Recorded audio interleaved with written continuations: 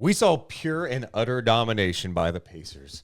They beat the Knicks 121-89 in Game 4. The series is now tied up at 2 apiece. Game 5 at MSG. Fun. So many questions and angles to go over with this game. I think first things first, I got to give love to the Pacers. I didn't think they were going to be able to play at this type of pace. Today, they came out swinging. They came out firing. The shot making was there. The defensive intensity was there. The pace was there. They blitzed them from the beginning and never let them back in. From the start of this series, even when the Knicks were getting their W's, the Pacers continued to play their identity, their game. Even if it was disrupted by the Knicks and their style of play, it was never just fully taken away from them. And today, they completely just played their game and never looked back. And that is why I think part of the reason why we saw such a dominant performance from the Pacers. They ended up shooting 56.8% in this game. They were 14 of 31 from 3, 121 points for them. There's the toughest thing about taking on the Pacers, and we said it before the series, if the Knicks miss shots, what's that going to look like? Sure. Well, the Knicks missed everything Every early. shot. It seemed like everything was short. Even on good looks in that first quarter, they got some good looks. Yep. Hart was missing. Brunson was missing. At the end of this game, Morgan, the Nova Knicks, we're talking about DiVincenzo, Brunson, and Josh Hart, combined for 27 points on 10 for 36 shooting, 1 of 13 from 3. Oh, and you look at that and you go, okay, well, the Pacers must have been playing really good defense, right? And they were at times. We will absolutely give a lot of love to this Pacers defense. The way that they have been playing has been tremendous. And today, it really felt like they're dominating. But what I will say about the Knicks in their shooting, it was like they just couldn't make anything, even if they were getting to their spots. I mean, the other day we're talking about Dante DiVincenzo knocking down every single 3 like he's a man possessed. And Jalen Brunson, he can get to his spot, and that's a shot he's going to make. Jalen Brunson in transition was finishing short on a layup. He was getting into the paint, and it was bouncing off the back of the rim. He had 2 open looks from threes. I have not seen him have any space away from Nesmith or Nembhard. And today he had some of those moments and just could not even make a shot. The Knicks ended up shooting 33.7%. They were 7 of 37 from 3-point land. The adjustment that Carlisle made of starting Nesmith on Brunson was a great one. And I think Aaron Nesmith, who at times can get into foul trouble, he gets a little too physical. I thought he did a hell of a job. Look, he probably got away with some stuff too. Ooh. But I also think when you set the tone of just playing hard, he also just had some fundamentally great defensive plays. He's got the size. He's athletic enough to stay with Brunson. He'll bump him with his chest.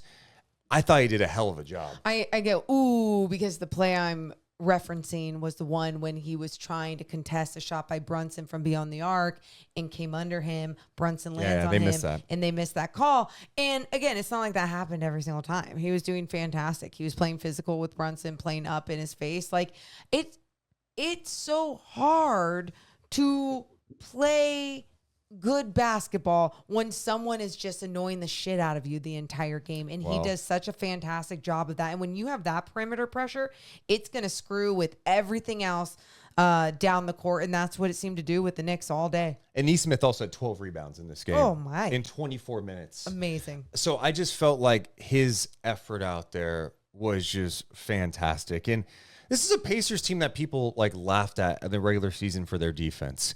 They make some trades. They move on from Buddy Hield. They have Siakam now. They have some different guys.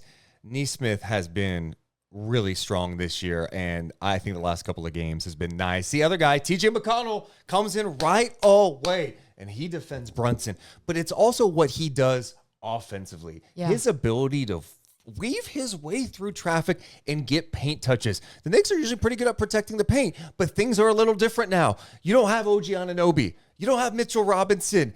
Now, Josh Hart is able to get a step on Brunson, who's a little dinged up too. I thought TJ came out and set the tone again off the bench. He had 15 points. He had 10 assists. What do you make of what TJ's been able to do? He's fun to watch. When he's playing a team that you root for, oh God, he's so annoying. The intensity. Yes. And that's the type of teammate you want. That's the type of player you want to root for. That's the type of player you want on your team because he is relentless. He doesn't give up. And I just love in his 21 minutes what he was adding. He added 15 points, obviously, to the offensive end, but it's really the way that he also pushes the pace. It's the way that he is scrappy and gets up and guys. And you talk about the way that he gets downhill and gets into the paint. The defense so many times was just getting like scattered. Didn't know where everyone needed to be, and it felt like miscommunications would happen, and it wasn't as intense as we have seen this Knicks defense to be. And then it felt like Indiana could not miss for stages in this game. You're like, oh my God, this is outrageous. They also had 60 points in the paint in this game. Tyrese Halliburton, last couple of games, looks like he's in a much better rhythm, too. He looked awesome in this one. 20 points, 6 rebounds, 5 assists. He was 8 of 15 shooting, 4 of 10 from 3.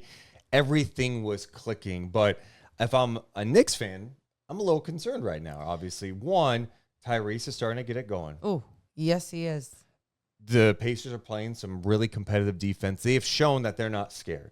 They have been in every single one of these games, and you can make a case that they probably feel pretty good about the fact that they had chances to win almost every game in this series. Now, you start thinking about the Knicks. OG not playing in Game 5. I just look at where the Knicks are at now, and I'm concerned that like they don't have the firepower necessary. Like the bodies. They just don't. And, you know, sure, could Brunson, Hart, and DiVincenzo will them to a victory? Yeah, of course they can. We've seen it. But that's putting a lot of pressure on these guys to do it every night. There's no margin for error here. Yeah. And I think the loss of OG Anunoby is swung the series completely because of what he does defensively, his size, his ability to defend 1 through 5. And you got to guard him too. It makes the Knicks so much easier to defend. Then Mitchell Robinson's out too.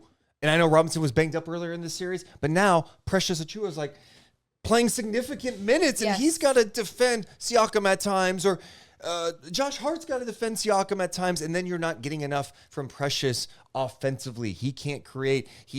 That's not his game. Right. He's trying to play a role that he is not used to. And, you know, Tibbs has said it before. It's the next man up mentality, but like sometimes you just don't have the firepower, the actual personnel to actually define it as that, right? I think something else interesting that you had mentioned to me when we were watching this game was you said what you were worried about for the Knicks is that the Pacers, because they're such a fast-paced team and they push the shit out of the basketball, like if you're the Knicks, that's one of the worst things that can happen to you, especially you're down guys, you're down bodies, and then you're playing against one of the fastest teams in the league. They can push. And that's exactly what they did today. And I just don't want to see this series go in complete domination in that direction. And look, maybe you go back home, the Knicks can knock down some shots, they get to the free throw line, slow the pace down a little bit, and maybe lock back in defensively.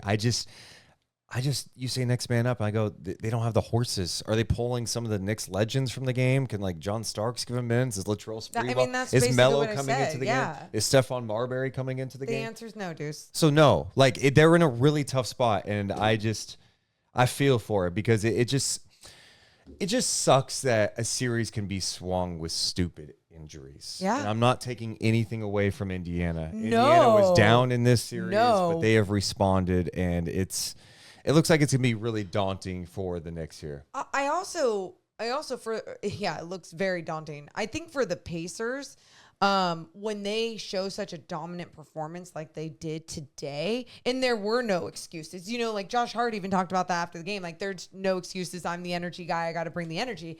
But the Pacers just capitalize on the deflating nature of what was going on over there, all the missed shots, all being down, all these bodies in health, and a banged up Brunson, and just being able to play their game at such a high level on their home floor. What a crowd. Yeah, Pacers have been surprising me in this postseason. I can't wait for Game 5 at MSG. How are you feeling about this series? Do you think the Knicks can still win even though they're so banged up, guys missing? Is this the Pacers series now? Let us know in the comments below. Hit the thumbs up and subscribe. Deuce and Mo. Deuce and Mo. Deuce and Mo. They tell you what they know.